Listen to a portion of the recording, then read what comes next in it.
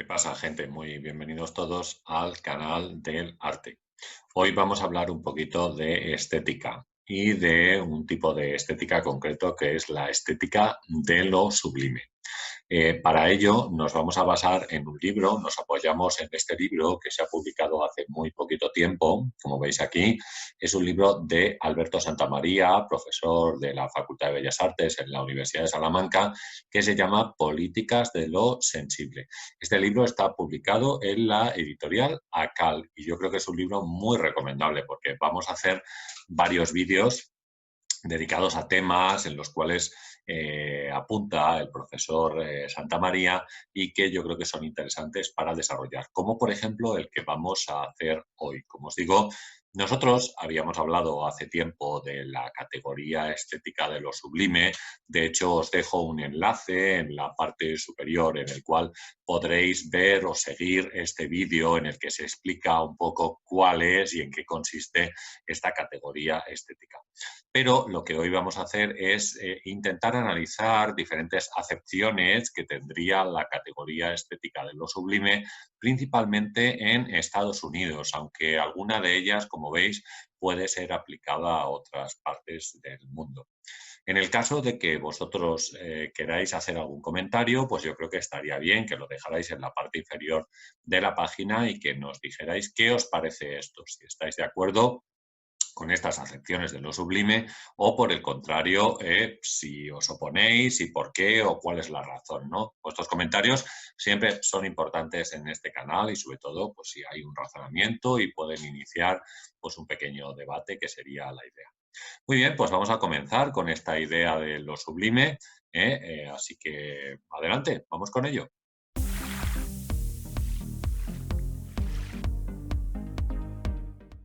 Bien, la idea estética de lo sublime parte de las ideas de Kant y Hegel y viene a superar el concepto tradicional de belleza que había estado en vigor hasta el siglo XVIII, introduciendo además un nuevo componente en la manera de percibir la obra de arte, con una sensación estética que alude al poder que tiene la naturaleza y la insignificancia del ser humano.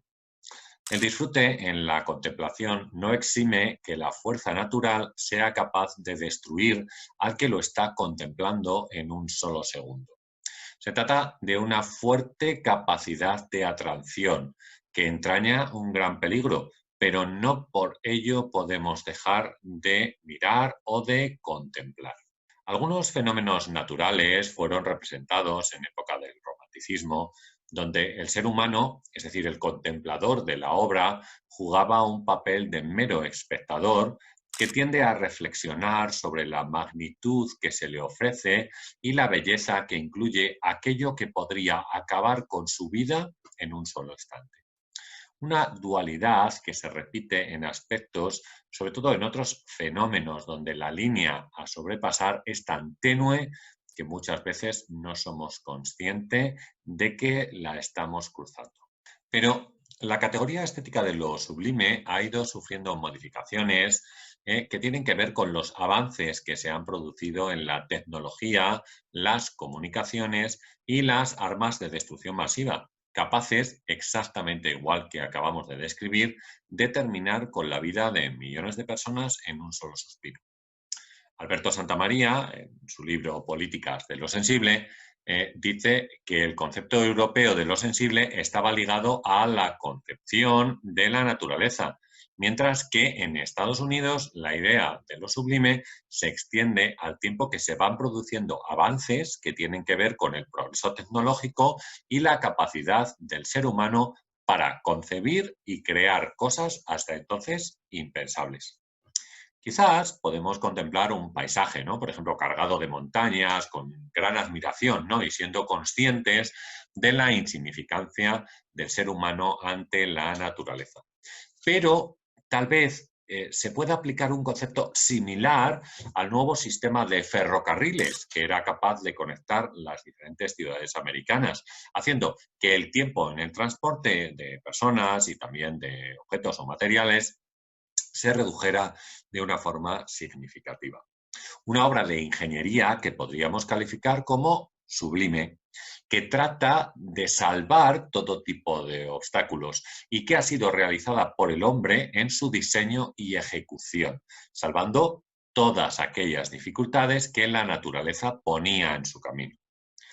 Charles Caldwell, que vivió en la primera mitad del siglo XIX, decía que el sistema americano de ferrocarriles se acerca a la idea de lo sublime por su amplitud, su magnificencia, que además eran transmisibles y ampliarán las ideas sobre lo que significa el país, ¿no? El concepto patriótico del país. En un texto del año 1850, escrito por Thomas Ewbank, nos dice que las obras de los ingenieros norteamericanos son una alabanza a la preferencia de lo útil y que es allí donde se encuentra lo verdaderamente bello y sublime, concluyendo que un barco de vapor puede ser más épico que los episodios de la Ilíada. Contemplar entonces un barco de vapor es ver el sublime progreso de la humanidad, ¿no? Parece coincidir con lo que años más tarde afirmara Marinetti, como sabemos, que redactó en el año 1909 el Manifiesto Futurista, cuando afirmaba también que un automóvil es más bello que la victoria de Samotracia. O sea, no es que diga abiertamente que se trata de una obra sublime, pero todo el manifiesto nos transmite una oda, el manifiesto futurista, entendemos, nos transmite una oda al progreso y la capacidad del ser humano para crear todo tipo de avances que dejan sorprendido aquello que fríamente nos pongamos a analizar. Timothy Wallet, a mediados del siglo XIX, hace una alabanza de la máquina, diciendo que allí donde la naturaleza nos negó ríos, la máquina nos los ha proporcionado. Donde el planeta era escabroso, el mecanismo aportó la aplanadora. Donde las montañas se han interpuesto, se ha atrevido a nivelarlas o a horadarlas. La mecánica ha sido capaz de cruzar el océano. Todo esto no significa desdeñar algunas de las maravillas naturales de las que dispone este país, Estados Unidos, ¿no? Como por ejemplo puedan ser pues, las cataratas del Niágara, ¿no? O el Gran Cañón del río Colorado, sino que también puede producirse una seducción por la fuerza que emana del poder tecnológico producido en el entorno. Es decir, ambas situaciones se encontrarían al mismo nivel. La contemplación de una de estas fuerzas de la naturaleza no tiene nada que envidiar a la visión de un canal o a uno de los grandes rascacielos que comienzan a poblar las ciudades americanas con la introducción del hierro y el acero en los cimientos de los edificios. Sabemos que Chicago fue la primera, pero que quizás Nueva York pueda ser uno de los ejemplos más emblemáticos de estos rascacielos.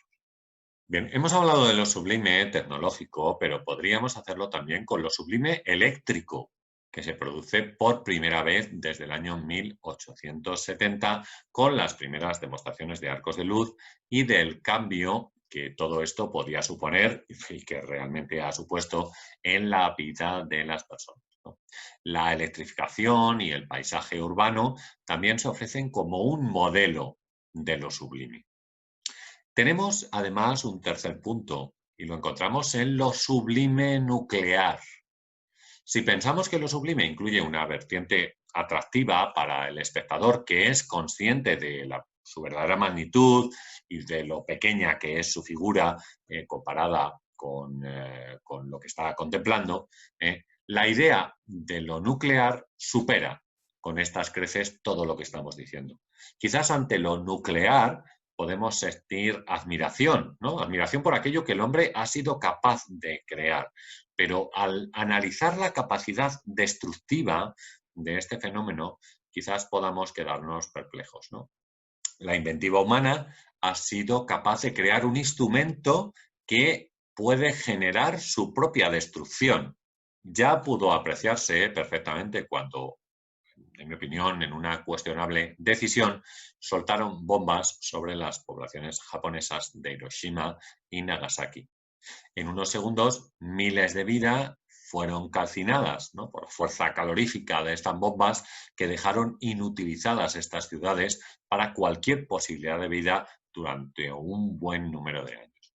Si aceptamos que lo sublime tiene un componente destructivo, debemos aceptar como tales todas las posibilidades que nos ofrece, vengan bien de la propia naturaleza y sus fenómenos, o bien de las creaciones humanas que han avanzado a la destrucción total de la humanidad, representada en varios botones de color rojo que son capaces de algunos dirigentes accionar, ¿no?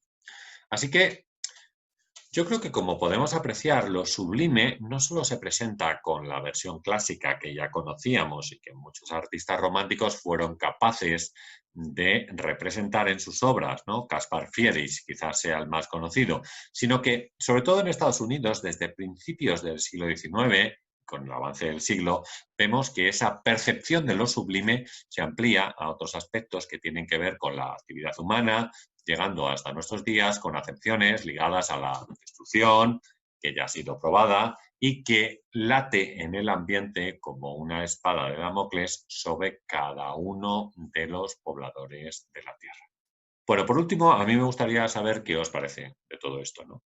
¿Vosotros seríais capaces de aportar alguna acepción más de la idea estética de lo sublime? ¿Tú eres capaz de inclinarte más por lo sublime ligado a la naturaleza o por la intervención humana en todo aquello que tenga que ver con lo sublime? Como bien sabes, en este canal tu opinión es importante, así que si te animas a dejarnos un comentario o bien a decirnos si estás de acuerdo con estas tres acepciones de lo sublime que acabamos de dar o estás en contra, pues nos sentiremos muy orgullosos y eso nos servirá, como decimos, para establecer un pequeño debate en el canal. Muy bien, pues este es nuestro vídeo de hoy. Como siempre, espero que os haya gustado. Suscríbete al canal si todavía no lo has hecho. Activa la campanita para que te den la señal cuando pongamos un vídeo nuevo o estemos en un directo que hacemos habitualmente.